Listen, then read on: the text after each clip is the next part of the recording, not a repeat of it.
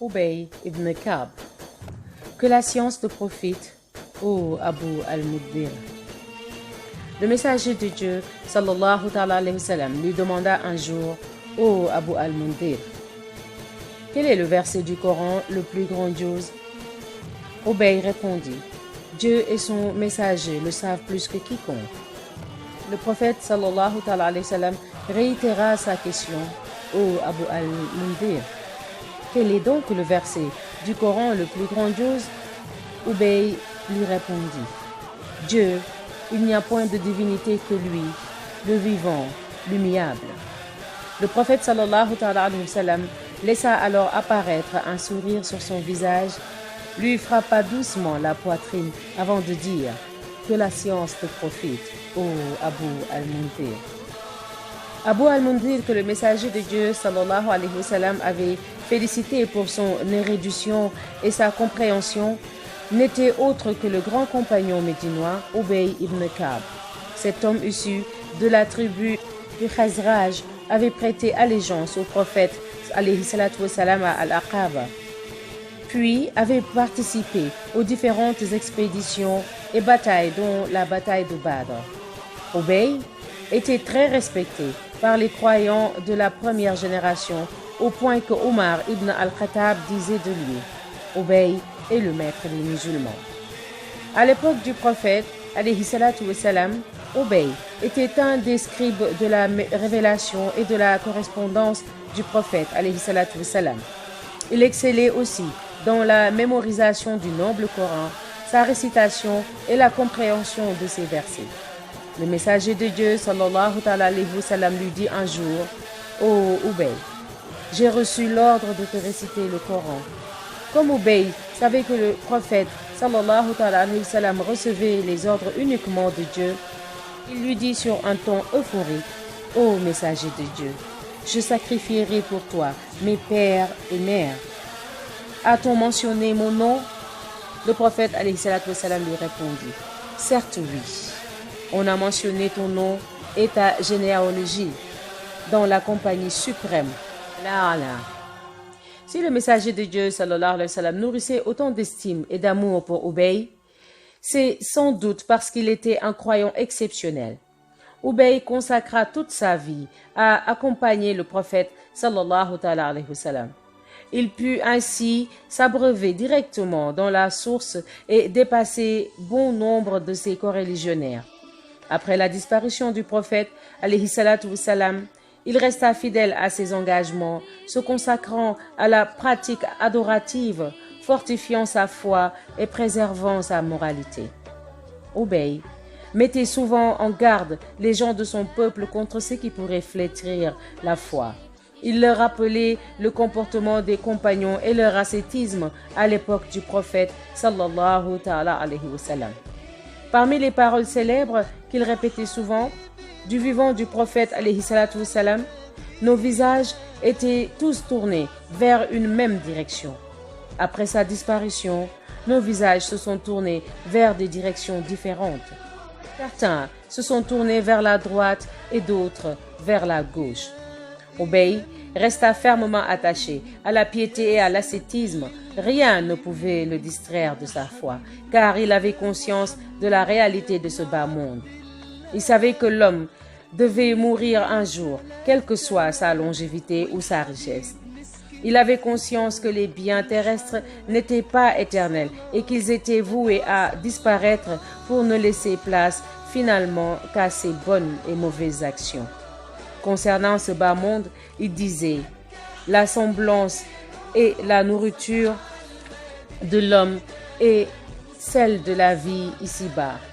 L'homme l'assaisonne pour la consommer, voit cependant où elle finit. » Les gens prêtaient beaucoup d'attention à tout ce que disait Ubay, car il n'était pas de ceux qui cherchaient à obtenir des biens terrestres.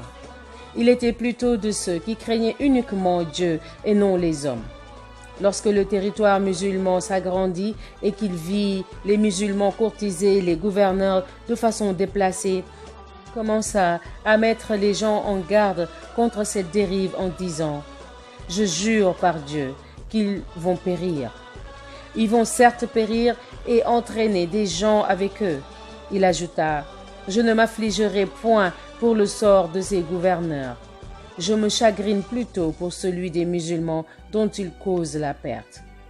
Obey était un homme très pieux qui craignait son Seigneur. Il lui arrivait de pleurer en entendant le nom de Dieu ou en écoutant quelqu'un évoquer l'au-delà. On rapporte qu'il lui arrivait de s'effondrer en lisant ou en entendant les versets du Coran. Un verset le bouleversait particulièrement. Dis-leur: Dieu a le pouvoir de susciter contre vous un cataclysme descendant du ciel ou surgissant de la terre, ou de vous diviser en sectes rivales et de faire goûter aux uns la brutalité des autres. Ce qu'Ubay redoutait le plus, c'est qu'un jour l'ardeur des musulmans au combat s'abatte sur d'autres musulmans. Cela explique pourquoi il demandait tous les jours à Dieu le salut et la paix. Al-Afiyah. Dieu exauça son invocation puisqu'il quitta ce monde croyant, serein et récompensé. La prochaine lecture se fera sur le récit de Saad ibn Mu'ad, Inch'Allah.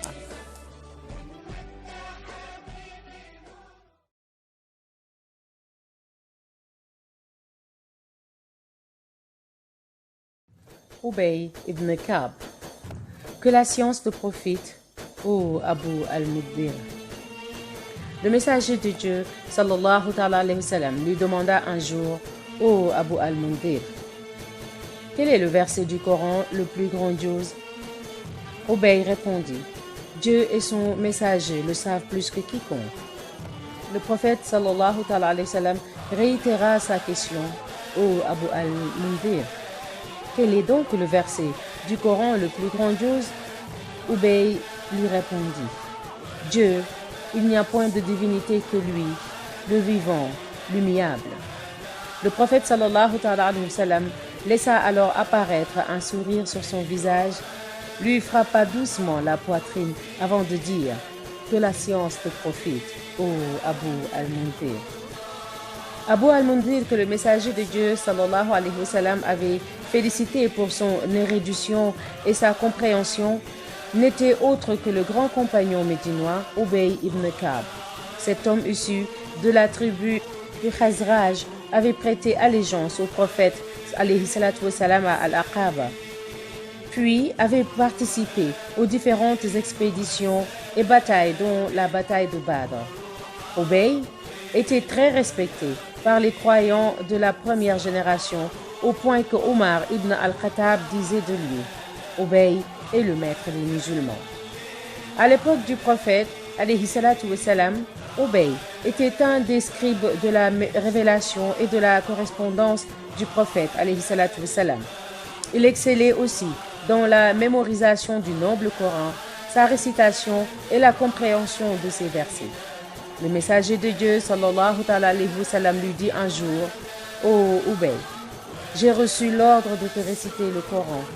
Comme Ubay savait que le prophète sallallahu alayhi wa sallam recevait les ordres uniquement de Dieu, il lui dit sur un ton euphorique: ô messager de Dieu, je sacrifierai pour toi mes pères et mères.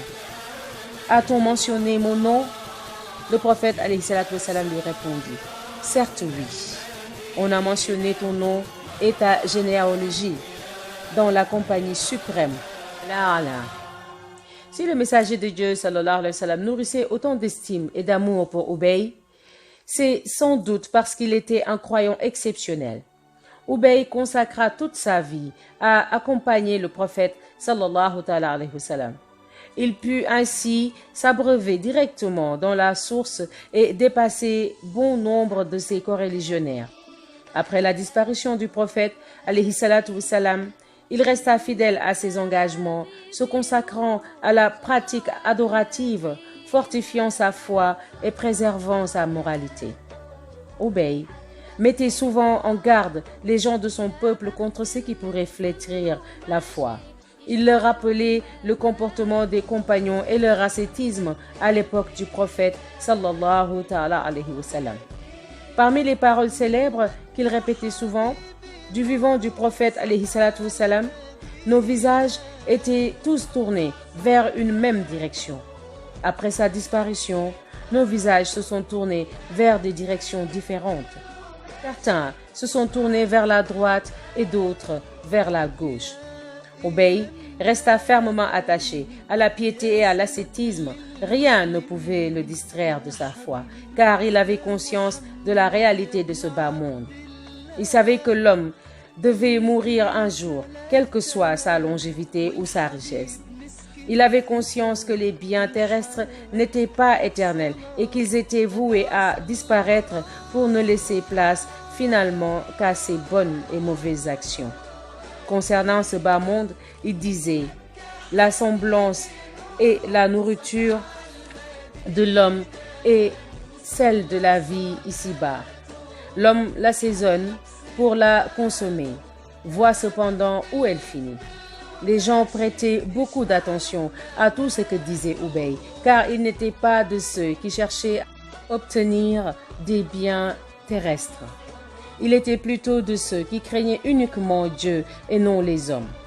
Lorsque le territoire musulman s'agrandit et qu'il vit les musulmans courtiser les gouverneurs de façon déplacée, il commença à mettre les gens en garde contre cette dérive en disant « Je jure par Dieu qu'ils vont périr.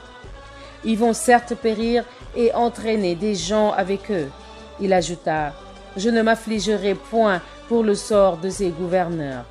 Je me chagrine plutôt pour celui des musulmans dont ils causent la perte. » Obey était un homme très pieux qui craignait son Seigneur. Il lui arrivait de pleurer en entendant le nom de Dieu ou en écoutant quelqu'un évoquer l'au-delà. On rapporte qu'il lui arrivait de s'effondrer en lisant ou en entendant les versets du Coran. Un verset le bouleversait particulièrement. Dis-leur, Dieu a le pouvoir de susciter contre vous un cataclysme descendant du ciel ou surgissant de la terre, ou de vous diviser en sectes rivales et de faire goûter aux uns la brutalité des autres. Ce qu'Obey redoutait le plus, c'est qu'un jour l'ardeur des musulmans au combat s'abatte sur d'autres musulmans. Cela explique pourquoi il demandait tous les jours à Dieu le salut et la paix. Al-Afia. Dieu exauça son invocation puisqu'il quitta ce monde croyant, serein et récompensé. La prochaine lecture se fera sur le récit de Saad ibn Mu'adh, Inch'Allah.